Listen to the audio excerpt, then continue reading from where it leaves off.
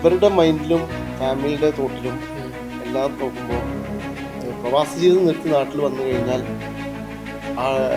ഈ ജോബ് കിട്ടൂലേ, അല്ലെങ്കിൽ ബിസിനസ് ചോദിച്ചപ്പോൾ പറഞ്ഞു 35 വർഷം ഞാൻ ഗൾഫിൽ നിന്നു, ഇപ്പൊ നാട്ടിൽ വന്നു.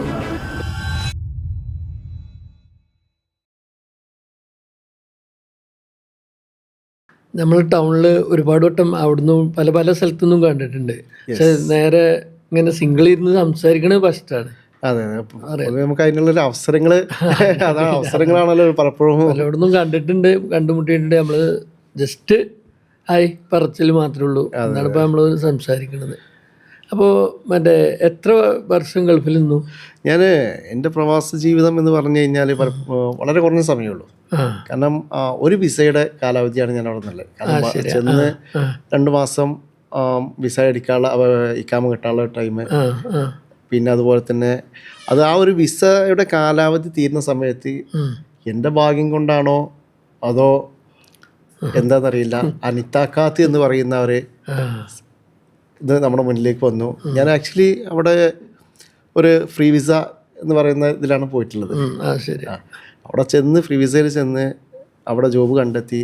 സൗദി ബില്ലാദ് എന്ന് പറയുന്ന കൺസ്ട്രക്ഷൻ ഫീൽഡ്, സൗദിയിൽ റിയാദിൽ അതിൽ സൗദി ബില്ലാദിൽ ഇന്റർവ്യൂ ചെയ്ത് ജോബിന് കയറി. അങ്ങനെ ഇരിക്കുന്ന സമയത്ത് ഒരു പാലസിന്റെ പ്രൊജക്റ്റുകളിലായിരുന്നു, സൈറ്റ് ഓഫീസിലിരുന്നു. ആ സമയത്താണ് ഈ നിത്താക്കാത്ത് വന്നതും.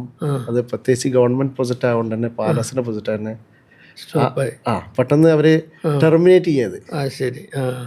ഇതൊരു പക്ഷേ നമുക്കൊരു അനുഗ്രഹമായി എന്നുള്ളതാണ് പലപ്പോഴും. ചിലപ്പോൾ നിങ്ങളെ കുട്ടികളെ ഭാഗ്യം കൊണ്ടായിരിക്കാം. പക്ഷെ എന്തായാലും നമ്മളെ എഫർട്ട് എടുക്കണം. നാട്ടിൽ വരുമ്പോൾ നാട്ടിൽ വന്നു കഴിഞ്ഞാൽ പിന്നെ അങ്ങനെയാണല്ലോ, നമ്മള് വന്ന് മറ്റേ വെറുതെ ഇരുന്ന ഒന്നും നടക്കൂല. തീർച്ചയായിട്ടും തീർച്ചയായിട്ടും. കാരണം അവിടെ ചെല്ലുമ്പോഴാണ് നമ്മുടെ നാടിന്റെ മഹത്വം. നമ്മൾ ഇവിടെ നിൽക്കുമ്പോൾ ആക്ച്വലി നമുക്കത് മനസ്സിലാവില്ല. അപ്പോൾ അവിടെ 3 വർഷമാണ് അവിടെ ജോബ് നിന്നിട്ടുള്ളത്? അല്ല, 3 വർഷമല്ല, ഒരു വിസ 2 വർഷമാണ് ഒരു വിസയുടെ കാലാവധി ഉണ്ടായിരുന്നത്. അതിന്റെ മുമ്പ് 2 മാസവും അതിനുശേഷം 2 മാസം എന്നുള്ള, അതായത് ഇതടിക്കുന്ന 2 മാസം.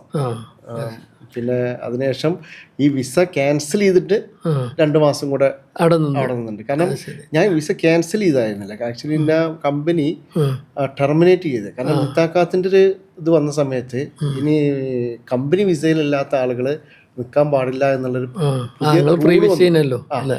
അപ്പോൾ ഞാൻ വാദിതവാസ് എന്നൊരു സ്ഥലത്തുള്ള ഒരാളെ വിസയിൽ റിയാദില് സൗദി ബില്ലാദിൽ വർക്ക് ചെയ്യുന്നു, കോൺട്രാക്ടിന്റെ അടിസ്ഥാനത്തിൽ. അപ്പം ഇങ്ങനെ റൂള് വന്നപ്പോൾ ഗവൺമെൻറ് കൊണ്ടുവന്ന റൂള്, ഗവൺമെൻറ് നടത്തുന്ന പാലസിൽ ഇതിങ്ങനെ ഒരു ഇത് പാടില്ല എന്നുള്ളൊരു ഇത് വന്നോണ്ട് സ്പോട്ടിൽ ഏകദേശം 100 കണക്കിന് ലേബേഴ്സിനെയാണ് അവർ ആ സമയത്ത് പിരിച്ചുവിട്ടത്. അവർ ഓൾറെഡി ആ വിസ ഉണ്ട് എന്ന് പറഞ്ഞുകൊണ്ട് തന്നെയാണ് ഇതാക്കിയത്. പിന്നെ നമുക്ക് ചേഞ്ച് ചെയ്യണമെങ്കിൽ ചേഞ്ച് ചെയ്യാം എന്നും പറഞ്ഞു. ഫസ്റ്റ് അവർ വിസ ഉണ്ട് എന്ന് പറഞ്ഞ ആ ഒരു ധൈര്യത്തിലാണ് ഞാൻ എൻ്റെ കഫീലിൻ്റെ അടുത്ത് ചെന്ന്. നിർഭാഗ്യവശാലാണോ ഭാഗ്യവശാലാണോ എന്നറിയില്ല, കാരണം നമുക്ക് ടെൻഷനായിരുന്നു. കാരണം ഏതൊരു പ്രവാസിയുടെയും മനസ്സിലുള്ള വിഷയമാണ് ഒരു നാട്ടിൽ വന്ന് എന്ത് ചെയ്യും എന്നുള്ളത്. കാരണം ഒരു ബേസും ഇല്ലാത്തൊരു സമയം. കാരണം ഞാൻ പഠിത്തം കഴിഞ്ഞ് കുറച്ചു കാലം നാട്ടിൽ വർക്ക് ചെയ്ത്, ഞാൻ കൺസ്ട്രക്ഷൻ ഫീൽഡായിരുന്നു. ഡ്രാഫ്റ്റ്സ്മാൻ സിവിൽ എന്ന് പറഞ്ഞ ITCയിലെ ഒരു കോഴ്സ് കഴിഞ്ഞിട്ടാണ് ഇറങ്ങിയിട്ടുള്ളത്. അപ്പോൾ അതുമായിട്ട് ആ പ്ലാൻ വരയ്ക്കുക എന്നുള്ള. അതെ അതെ, കാരണം ഇവിടുന്ന് പോകുന്ന സമയത്ത് ആക്ച്വലി നമ്മൾ ഫ്രഷേഴ്സ് ആയിട്ടാണ് പോകുന്നത്. അവിടെ ചെന്ന് പക്ഷെ എനിക്ക് കിട്ടിയ ബെനിഫിറ്റ് എന്താ വെച്ചിട്ടുണ്ടെങ്കിൽ നമ്മളെല്ലാം പെട്ടെന്ന് ക്യാച്ച് ചെയ്യാൻ ശ്രമിക്കും. എവിടെ ചെന്ന് കഴിഞ്ഞാലും നമുക്കതിൽ എന്ത് പഠിക്കാം. കാരണം എന്ത് വിഷയമാണ്, പോസിറ്റീവ് ആയിക്കോട്ടെ നെഗറ്റീവ് ആയിക്കോട്ടെ, നമുക്കൊരു നഷ്ടപ്പെട്ട കയ്യിൽ നിന്ന് പോയൊരു വിഷയം ആയിക്കോട്ടെ, അതിൽ നമുക്കൊരു പാടുണ്ടാവും. അത് ഞാൻ എപ്പോഴും ഇത് കഴിഞ്ഞിട്ടോ അല്ലെങ്കിൽ പിന്നെ ഞാനിപ്പോൾ ചിന്തിക്കും, അതിൽ നമുക്ക് എന്ത് മനസ്സിലാക്കാൻ എന്താ പോകേണ്ടത്, അല്ല എന്തുകൊണ്ട് ഞാനത് പരാജയപ്പെട്ടു, അല്ല എന്തുകൊണ്ട് അതിലെന്താണ് ഒന്ന് വിലയിരുത്തി പോകും. യെസ്, ഇനി ഇങ്ങനത്തെ സിറ്റുവേഷൻ വരുമ്പോൾ നമ്മൾ എങ്ങനെ അതിനെ ഹാൻഡിൽ ചെയ്യണം എപ്പോഴും ഞാൻ ചെക്ക് ചെയ്യുന്നൊരു പോയിന്റാണ്. ആ രീതിയിൽ ഞാൻ എപ്പോഴും ചിന്തിക്കാറുണ്ട്. അതുപോലെ തന്നെ അവിടെ ചെന്ന് നിൽക്കുന്ന സമയത്തും എല്ലാ പ്രവാസികളെയും പോലെ തന്നെ ഇനി നാട്ടിൽ കുറച്ച് കാലം നിന്ന് എല്ലാ പ്രവാസികളും പറയുന്നൊരു വർത്തമാനമുണ്ട്, 2 വർഷം ഇവിടെ നിന്ന് പൈസ ഉണ്ടാക്കി നാട്ടിൽ പോയിട്ട് ഭയങ്കര ബിസിനസ് സ്റ്റാർട്ട് ചെയ്യണം എന്നുള്ളത്. ഇതാണ് നമ്മുടെ ഒരു ആഗ്രഹം ഉണ്ടായിരുന്നു, എന്തെങ്കിലും ചെയ്യണം എന്നുണ്ടെങ്കിൽ. ഇങ്ങനെ നിൽക്കുന്ന സമയത്ത് ഇങ്ങനെ നിത്താക്കാത്തിൻ്റെ ഇത് വരുന്നത്, ക്യാൻസൽ അടിക്കുന്നത്. ആ സമയത്തൊക്കെ ലെവി എന്ന് പറയുന്നത് 8,000 റിയാല് 9,000 റിയാലൊക്കെയാണ് ഫസ്റ്റ് ഇനി കൊടുക്കേണ്ടി വരും എന്ന് പറയുന്ന ഒരു സിറ്റുവേഷനിലായിരുന്നു. അതായത് ഇക്കാമ ഒതുക്കണം എന്നുണ്ടെങ്കിൽ നമ്മൾ പണിയെടുത്ത് 9,000 റിയാലോളം കൊടുത്താലേ. ഇന്ത്യൻ്റെ എത്ര വരും അപ്പോൾ? അന്നത്തെ നോക്കണ ഏകദേശം 20 രൂപ ആ റേഞ്ചിലായിരുന്നു ഒരു റിയാലും. അപ്പൊ 2 ലക്ഷം റുപ്യോളം വരും. അതെ. അപ്പൊ എന്റെ മൈൻഡിലേക്ക് വന്ന് നമ്മൾ ഇവിടെ നിന്ന് പണിയെടുത്ത് ഈ പൈസ ഇവിടെ തന്നെ കൊടുത്ത് പോകുന്ന ഒരു സിറ്റുവേഷനൊക്കെ വരുമ്പോ പിന്നെ എന്തിനാ നമ്മൾ പണിയെടുക്കുന്നത്? നമ്മൾ രാവും പകലും ഇല്ലാതെ ഈ പൊരി വെയിലെത്തി ഈ ചൂടത്ത് ഇതൊക്കെ സഹിച്ച്. കാരണം എൻ്റെ റൂം എന്ന് ബത്തേലായിരുന്നു, റോറയിലെ എക്സിറ്റ് 12 ആ ഭാഗത്തായിരുന്നു പാലസിന്റെ വർക്ക് ഉണ്ടായിരുന്നു. ആ ഏരിയ പാലസിന്റെ ഏരിയയാണ്, അവിടെ ഒന്നും നമുക്ക് അക്കോമഡേഷൻ കിട്ടില്ല. ഏകദേശം രാവിലെ 2-3 മണിക്കൂർ യാത്ര ചെയ്തിട്ടാണ് സൈറ്റ് ലൊക്കേഷനിൽ എത്തുന്നത്. ശരി. അപ്പോൾ ഈ ചൂടും കഷ്ടപ്പാട് പ്രവാസി. പിന്നെ നാട്ടിൽ വന്ന് എങ്ങനെ ഈ സെറ്റിൽ ആയി എന്ന് ചോദിച്ചു കഴിഞ്ഞാൽ അതൊരു നാട്ടിൽ വരുമ്പോ ഒരു കോൺഫിഡൻസ് ഉണ്ടായിരുന്നു. ഒരിക്കലും എന്ത് ആക്ച്വലി അതാണ് ഏറ്റവും വലിയ ഫാൾട്ട്. ഞാന് ഒരു ബിസിനസ് തുടങ്ങണം എന്നുള്ള രീതിയിലല്ല നാട്ടിലേക്ക് വന്നത്. കാരണം അപ്പോഴും ഞാൻ ഒരു വിസയുടെ കാലാവധി നിന്നിട്ടുള്ളൂ. കയ്യിൽ അപ്പോഴും 10 പൈസ ഇല്ലാത്തൊരു സിറ്റുവേഷൻ തന്നെയാണ്. പക്ഷെ ഞാൻ ഈ കഫീലിന്റെ അടുത്തേക്ക് ചെന്ന സമയത്ത് കഫീൽ പറഞ്ഞു ഇതേപോലെ തന്നെ. ഞാൻ ആദ്യം ഒരു സോണിയുടെ ഒരു ഷോപ്പിലായിരുന്നു നിന്നിരുന്നത്, ഒരു ടിവിയും ഇതൊക്കെ ചെയ്തിരുന്നത്. ഇക്കാമ കിട്ടുന്നത് വരെ, ഇക്കാമ കിട്ടിയാലേ നമുക്ക് വേറെ ജോബ് നോക്കാൻ പറ്റും. ഈ സമയത്ത് എൻ്റെ കഫീല് അവിടെ വന്ന് എന്നെ കാണുന്നുണ്ടായിരുന്നു, ചെക്ക് ചെയ്യുന്നുണ്ടായിരുന്നു. ഇത് ഞാൻ അറിയുന്നുണ്ടായില്ല. അപ്പോൾ പിന്നീട് ഞാൻ അവിടെ പോയതിനു ശേഷം അവരുമായിട്ട് ഡിസ്കസ് ചെയ്തിട്ടുണ്ടാവും. പക്ഷെ എന്തോ അറിയില്ല, ഇക്കാമ പുതുക്കാൻ വേണ്ടിയിട്ട് എന്തായാലും ഇത് ചേഞ്ച് ചെയ്യണം, ഇക്കാമ പുതുക്കണം. കാരണം 2 വർഷം കഴിഞ്ഞിരുന്നു. ഈ പുതുക്കാൻ വേണ്ടി ചെന്നപ്പോൾ കഫീൽ പറഞ്ഞു ആദ്യം ഈ അന്ന് 8,000 റിയാലിന്റെ അതൊക്കെ വരും എന്നേ പറഞ്ഞിരുന്നുള്ളൂ, ഇനി ലവി വേണ്ടിയിരുന്നുള്ളത്. പക്ഷെ ആളെന്നോട് ഇത് ഇക്കാമ വാങ്ങിയിട്ട് പറഞ്ഞു ആ പൈസ കൊണ്ട് വരാൻ പറഞ്ഞു. അയാൾ പിന്നെ അങ്ങോട്ടൊന്നും എന്ത് പറഞ്ഞിട്ടും കേൾക്കുന്നില്ല. ഇങ്ങനത്തെ സിറ്റുവേഷൻ വന്നപ്പോൾ നമുക്ക് തന്നെ ഈ പൈസ കൊടുത്തു കഴിഞ്ഞാൽ ആ പൈസ പോവുകയേ ചെയ്യുള്ളൂ. കാരണം അവർ പറഞ്ഞതിന് അപ്പുറത്തേക്ക് വേറെ ഇതില്ല. കാരണം അവരുടെ നിയമങ്ങളും എല്ലാം അവരുടെ നമുക്ക് പുറത്തേക്ക് പോയി ജോബ് ചെയ്യാൻ പറ്റൂല എന്ന് പറയുന്ന ഗവൺമെന്റ് അതാ പറയുന്നത്. അത് ഒരു വിധത്തിൽ നോക്കുമ്പോൾ അത് ഇല്ലീഗൽ എന്നുള്ള രീതിയിലേക്കൊക്കെ അവർ പറയുന്നതാണ് എൻ്റെ ഇത്. അപ്പം ഞാൻ പറഞ്ഞു എക്സിറ്റ് അടിച്ചോളൂ. പിന്നെ അത് അപ്പോഴേക്കും പെങ്ങളെ കല്യാണം ഇവിടെ നാട്ടിൽ സെറ്റിലായിരുന്നു. നാട്ടിലേക്ക് പോകുക എന്ന ഒരു തോട്ട് മനസ്സിലേക്ക് കയറി. കമ്പനി വിസ തരാം എന്നും പറഞ്ഞ സിറ്റുവേഷൻ ആയിരുന്നു. അങ്ങനെയാണ് നാട്ടിൽ പോകുന്നത്. പിന്നെ അവിടെ നിന്ന് കല്യാണം കഴിഞ്ഞ് സമയത്ത് നമ്മുടെ പഴയ ബന്ധങ്ങൾ, ഞാൻ എപ്പോഴും നമ്മുടെ ബന്ധങ്ങളെ എപ്പോഴും പറ്റ കട്ടാവാതിരിക്കാൻ വേണ്ടി ശ്രമിച്ചിരുന്നു. നാട്ടിലത്തെ ബന്ധങ്ങൾ. കാരണം അന്ന് ഞാൻ കുറച്ചു നേരം ട്രെയിനി ആയിട്ട് വർക്ക് ചെയ്ത സ്ഥാപനങ്ങളുണ്ട്. ചെറുകാട് ഒരു ഓഫീസിൽ വർക്ക് ചെയ്തിരുന്നത്. അന്ന് കിട്ടിയിരുന്ന കുറെ കോണ്ടാക്ട് വെച്ചിട്ട് അന്ന് ഇന്റീരിയറിന്റെ കുറെ കാര്യങ്ങൾ ഞാൻ നോക്കിയിരുന്നു. എന്നല്ലാതെ ബേസ് ഉണ്ടായിരുന്നുള്ളൂ. പക്ഷെ ഇന്റീരിയറും കാര്യങ്ങളൊക്കെ ഞാൻ കാണുന്നതും കറക്റ്റായിട്ട് മനസ്സിലാക്കുന്നതും സൗദിയിൽ വെച്ചിട്ടാണ്, പാലസിന്റെ വർക്കിൽ വെച്ചിട്ടാണ്. അപ്പോൾ ഇത് നമ്മുടെ നാട്ടിൽ അത് കാണുമ്പോഴും എൻ്റെ മനസ്സിൽ വരുന്നത് ഇങ്ങനെ ഒരു സാധനം, ഇങ്ങനെ ഇന്റീരിയർ അല്ലെങ്കിൽ ഇങ്ങനെ എക്സ്റ്റീരിയർ എങ്ങനെ നമുക്ക് നാട്ടിൽ ചെയ്യാൻ പറ്റും, ഇതിനെ പറ്റിയിട്ടൊക്കെ ഞാൻ അവിടുത്തെ ഇന്റീരിയർ വർക്ക് ഇതൊക്കെ അന്നും നമ്മുടെ നാട്ടിൽ ഇത്രത്തോളം ഇന്റീരിയറിന്റെ ഒരു ഇത് വന്നിട്ടില്ല. പക്ഷെ ഒരു 10 വർഷം മുന്നെയാണ്. അപ്പോൾ ഈ ഒരു ഇതിൽ നോക്കിയിരുന്നു. അപ്പം അങ്ങനെ നാട്ടിൽ വന്ന സമയത്ത് നമ്മുടെ ഒരു സുഹൃത്തുണ്ട്, അവനാ വിളിച്ചു പറഞ്ഞു അവൻ്റെ ഒരു സുഹൃത്ത് ഇവിടെ ഒരു സിയുടെ ഒരു ഓഫീസ് ചെയ്യുന്നുണ്ട്. അപ്പോൾ നീ ഏതായാലും ഇപ്പോൾ നാട്ടിലുള്ളതല്ലേ, അവനൊന്ന് സപ്പോർട്ട് ചെയ്യാൻ പറ്റുമോ, അതിന് ഇൻറ്റീരിയർ ഒന്നും എങ്ങനെ അവനിവിടെ കണക്ഷൻസ് ഒന്നും ഇല്ല എന്ന് പറഞ്ഞിട്ട് വിളിക്കുന്നത്. അപ്പോൾ ഒരു നിമിത്തം തീർച്ചയായിട്ടും അതാണ് എൻ്റെ ജീവിതത്തിലെ വഴിത്തിരിവ് എന്ന് പറയുന്നത്. അല്ലായിരുന്നെങ്കിൽ അപ്പോഴും ഞാൻ ജോബ് ഇൻ്റർവ്യൂസ് നോക്കിക്കൊണ്ടിരിക്കും എന്താണ്, ഇൻ്റർവ്യൂ അറ്റൻഡ് ചെയ്യുന്നു, പല ജോബിൽ കയറാൻ അപ്പോഴും തിരിച്ചു പോകുക എന്നുള്ള. കാരണം സൗദി ബില്ലാദിന്റെ വിസയും പ്രതീക്ഷിച്ചിരിക്കുകയാണ് ഞാൻ. അവർ കോണ്ടാക്ട് ചെയ്യുന്ന സമയത്ത് പിന്നെ അതിന് ശേഷമാണ് അവിടെ ക്രെയിന് മറിഞ്ഞ് ഹറമിലേക്ക് മറിഞ്ഞ് ഒരുപാട് പ്രശ്നങ്ങളൊക്കെ ഉണ്ടായത്. അതുകൊണ്ട് സൗദി ഏകദേശം ഒരു 10 വർഷത്തിന്റെ മുകളിലായി ഞാൻ നിത്താക്കാത്തിന്റെ സ്റ്റാർട്ടിങ് ടൈമിലാണ്. വന്നിട്ടാണ് കല്യാണം കഴിഞ്ഞ്. അതെ, വന്നിട്ടാണ് കല്യാണം കഴിഞ്ഞ്. കല്യാണം കഴിഞ്ഞപ്പോൾ വീണ്ടും പോകുക എന്നുള്ളതിന് പക്ഷേ ആ. നിമിത്തം എന്ന് നേരത്തെ പറഞ്ഞ പോലെ തന്നെ ആ ഒരു വർക്ക് കിട്ടണ്, അതെ അതെ.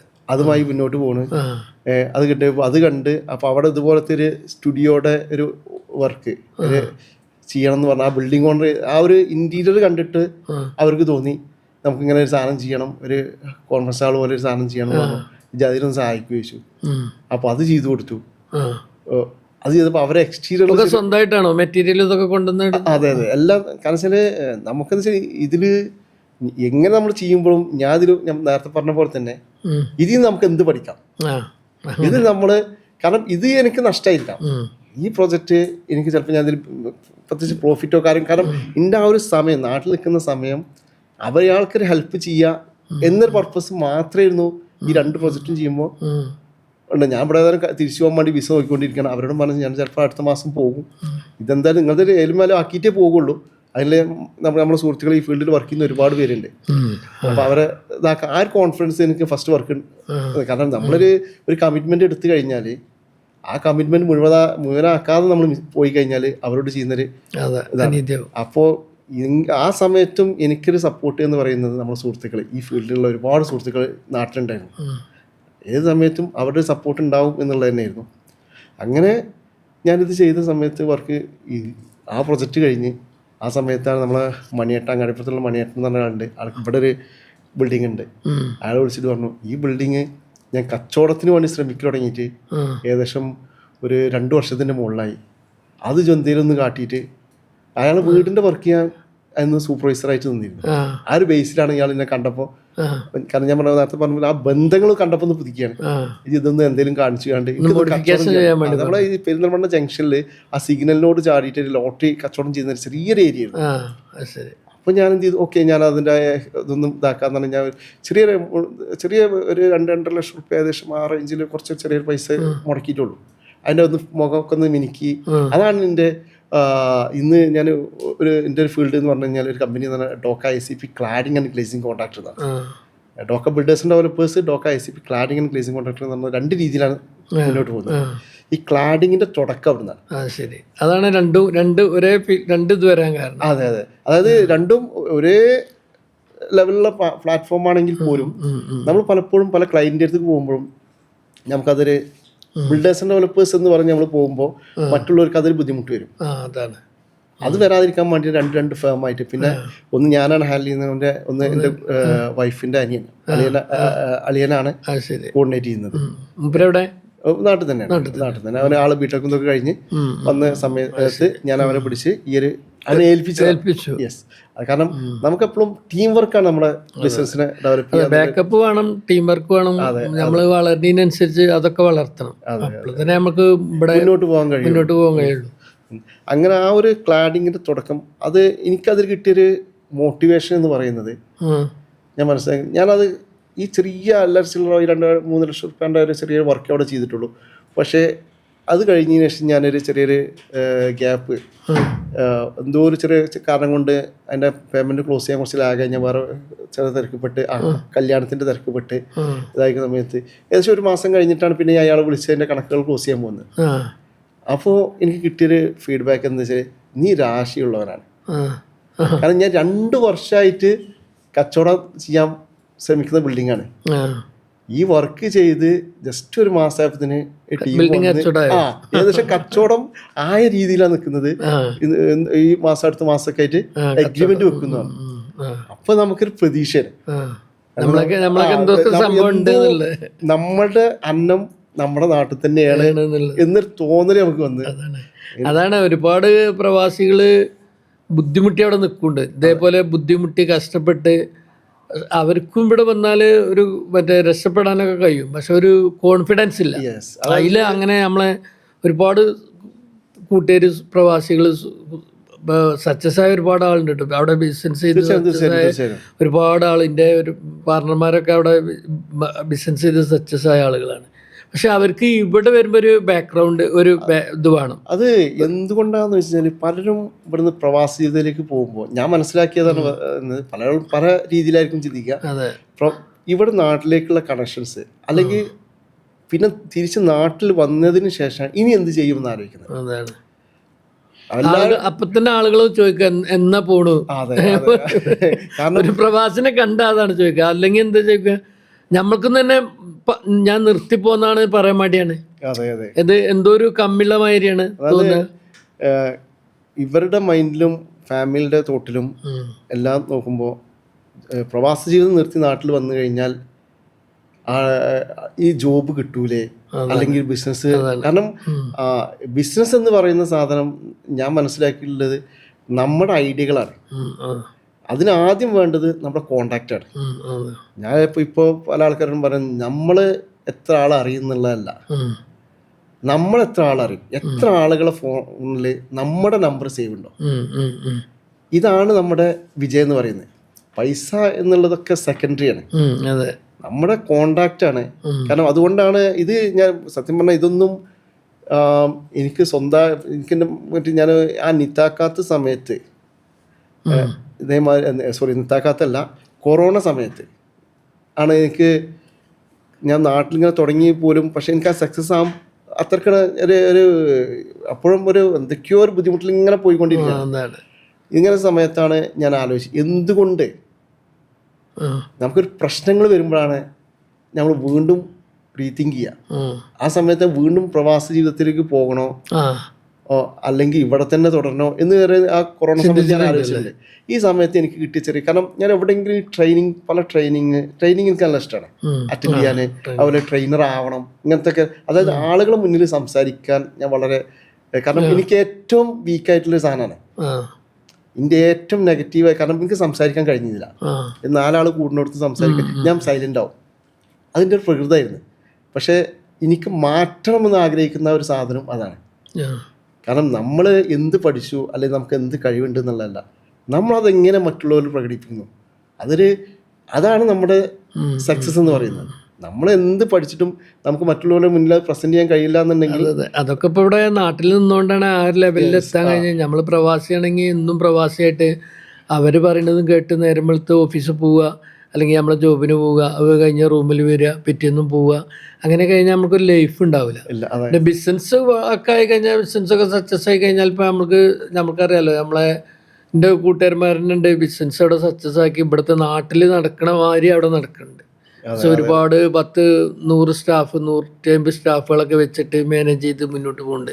പക്ഷെ അവർക്കും നമ്മളെ നാട്ടിൽ വന്നിട്ട് നമ്മളൊക്കെ മാതിരി ഒരു ബിസിനസ്, അങ്ങനെയാണ് ഞാൻ ഇപ്പോൾ എൻ്റെ ബിസിനസ്സിലൊക്കെ നമ്മളെ കൂട്ടുകാരന്മാർ ഞങ്ങൾ ഒരുമിച്ച് ഇവിടെ നാട്ടിലുണ്ടായതിൻ്റെ ആളുകളൊക്കെ കൂട്ടിയിട്ടുള്ളത്. അതുകൊണ്ട് അവർക്കും മെച്ചാണ്, നമ്മൾക്കും മെച്ചാണ്. നാളെ നാട്ടിൽ എന്ത് എന്നുള്ളൊരു പേടി അവർക്കില്ല. കാരണം ഞാൻ ഇവിടെ സപ്പോർട്ട് ചെയ്യുന്നുണ്ട്, ഓലിനെ സപ്പോർട്ട് ചെയ്യുന്നുണ്ട്.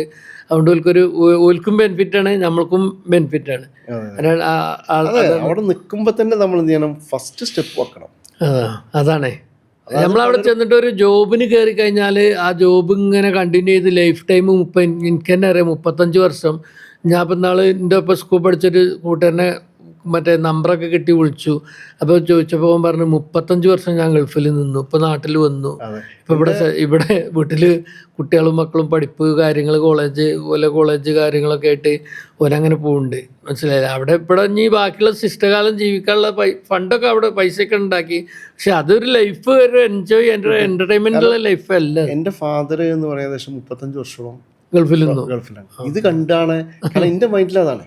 കാരണം ഗൾഫിൽ നമ്മൾ സെറ്റിൽ ആയി കഴിഞ്ഞാൽ അപ്പൊ ഫാദറാണോ വീട്ടിൽ നിങ്ങളെ കൊണ്ടുപോയിട്ടുള്ളത്? അതെ അതെ, ഫാദറാണ് കൊണ്ടുപോയിട്ടുള്ളത്. ഫാദർ വാദിതവാസിലായിരുന്നു പഴയ കാലങ്ങളിൽ. പിന്നെ വേറൊരു ടേസ്റ്റും കൂടി ഉണ്ട്. നമ്മളെ ഫാദർ ഗൾഫിൽ നിൽക്കുന്ന ഫാദർ, ഞാൻ ഇവിടുന്ന് പോകുമ്പോക്ക് എനിക്ക് മറ്റേ കുട്ടികളെ എൻ്റെ മക്കളെ ഇങ്ങോട്ട് കൊടുന്ന് ഇവിടെ സീറ്റിംഗ് ആക്കണം, ഓൽക്ക് ജോലിയാക്കി കൊടുക്കണം എന്നുള്ളൊരു അതല്ല ഒരുവിധം ഒരു പഴയ കാലങ്ങളിൽ പഠിക്കാൻ നേരെ പ്രവാസത്തിലേക്ക് മൂവ് ചെയ്യുക എന്നുള്ള ഇവിടെ നാട്ടിൽ ബിസിനസ് എന്നുള്ള കൺസെപ്റ്റ് ഉണ്ടായിരുന്നില്ല.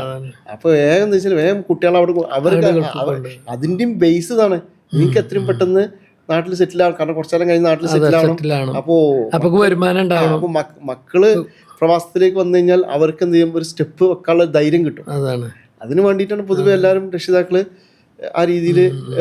കാരണം അവർക്ക് ബേസ് കിട്ടിക്കഴിഞ്ഞാൽ പിന്നീട് എന്ത് ചെയ്യാൻ പറ്റും, അവർക്ക് ധൈര്യമായിട്ട് വന്ന് ഇവിടെ എന്തെങ്കിലും നോക്കി തുടങ്ങി കഴിഞ്ഞാൽ മൂയാന്നുള്ള ആ ഒരു കൺസെപ്റ്റ് വന്നുകൊണ്ടാണ്. നമുക്കിപ്പോഴേ നമ്മളെ മറ്റേ ബാക്കിയുള്ള നമ്മളെ കൂട്ടുകാരും ഒരുപാട് സഹോദരന്മാർ ഇപ്പോൾ ഈ നമ്മൾ സംസാരിച്ച വിഷയവുമായി ബന്ധപ്പെട്ട് ഒരുപാട് പ്രവാസികളുണ്ടല്ലോ അവിടെ, മറ്റേ അവിടെ കുറേ കാലങ്ങളായിട്ട് നിൽക്കുന്ന മറ്റേ ജോബ് എടുക്കുന്ന ആളുകളുണ്ട്, അതുപോലെ തന്നെ അവിടെ സ്വന്തമായിട്ട് ചെറിയ കച്ചവടങ്ങൾ ചെയ്യുന്ന ആളുകളുണ്ട്, അതുപോലെ തന്നെ വലിയ ബിസിനസ് ചെയ്യുന്ന ആളുകളുണ്ട്.